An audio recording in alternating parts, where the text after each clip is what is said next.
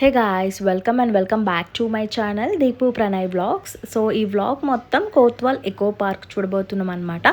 మేము last week Gandipet వెళ్ళాము. మా హస్బెండ్ వాళ్ళ ఫ్రెండ్ది ఫంక్షన్ ఉంటే వెళ్ళామన్నమాట. అక్కడ నుంచి అయితే ఈ పార్క్ 5 minutes డిస్టెన్స్లోనే ఉంది. సర్లే టైం పాస్ అని చెప్పి వెళ్ళామన్నమాట.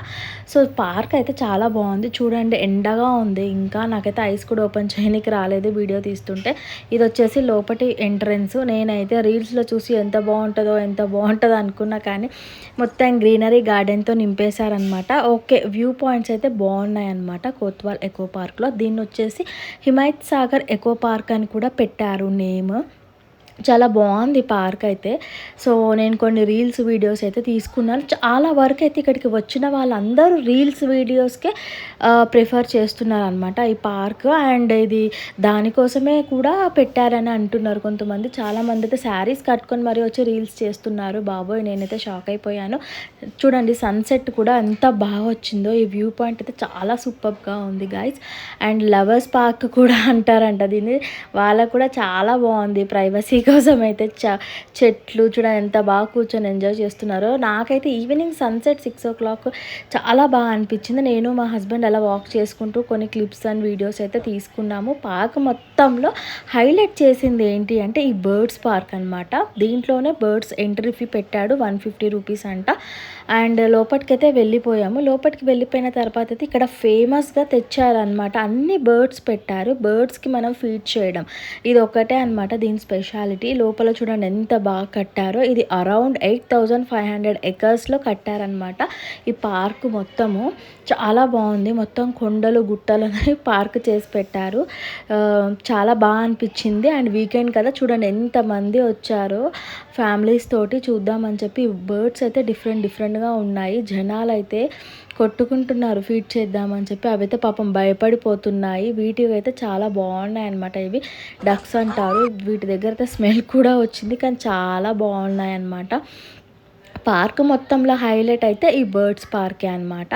సో ఇది పెట్టే హైలైట్ చేశారు. మా హస్బెండ్ అయితే చూడండి ఎంత బాగా ఫీడ్ చేశారో. మంచిగా ఇలా పెట్టేసి మంచిగా అది తింటుందన్నమాట. అసలు నేనైతే చాలాసేపు ట్రై చేశాను. అవి వేసి అయితే నా దగ్గరికి అయితే రాలేదు. మా హస్బెండ్ దగ్గరికి అయితే బాగా వచ్చి ఎంజాయ్ చేశాయి.